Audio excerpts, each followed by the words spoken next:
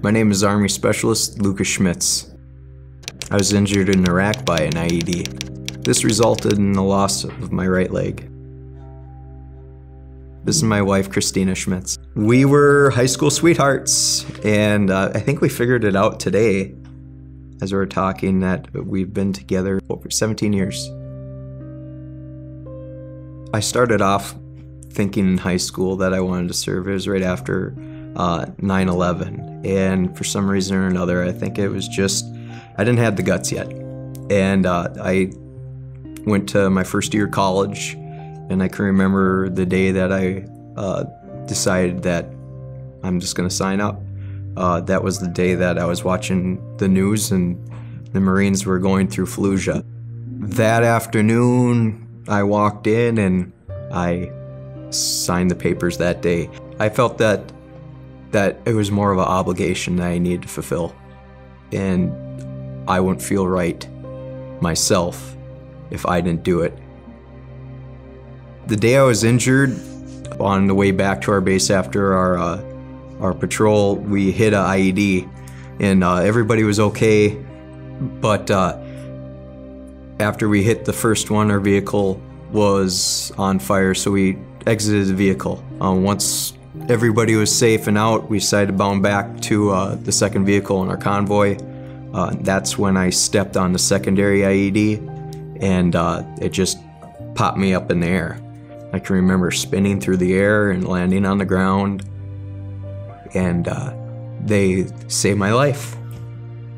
I still view them as my heroes. I didn't get my normal phone call that was supposed to be that day. So I was at work, and my mom walked through the door.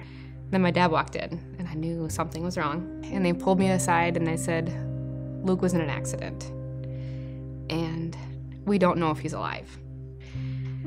And I kind of just dropped to my knees like you see in the movies. Just dropped to my knees and started crying. We finally heard more. And then we got a call from a nurse in Germany. And so they put the phone up to his ear, and the first thing he said to me was, "Are you still gonna love me with one leg?" And I said, "Of course." And then we started crying together on the phone. And then it was a couple more days before we saw each other in Texas.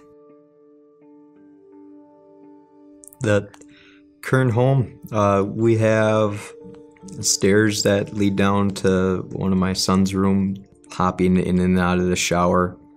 Have a nasty fall every so often that can hurt quite bad. What scares me the most is just the falling. There's been times where he has gone down hard in the shower. I think some of the tight spaces in the house, can't really turn around in the wheelchair. A lot of dings in the walls. Homes for our troops, I've heard about it for quite a long time, in fact. I think I look forward to just the ease of daily living. Just not having to worry about him falling. It's huge. And just being able to play with the kids all on the same level. The bathroom, that's an amazing feature. Transitioning from inside to outside on one level instead of worrying about steps. And what my kids could gain on that is a parenting that's happier and a future that may have been out of reach for us. And that means having the opportunity to go debt-free and put that money for them to go to college. And to give them that would be, the best gift I could actually give them. So we have a pretty active house. I'm very close to my kids. So we have Caleb, who is 6, Mallory, who is 4, and then Hannah, who is 2.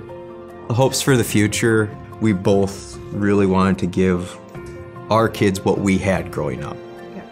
Being able to give the kids the opportunities that they want. And to use the time, because it is valuable and it can be gone in a second. Homes for Our Troops is an opportunity for America to give back to those who are injured, giving them an opportunity to live safe. Homes for Our Troops is a lifetime opportunity, not for yourself, but for your whole family.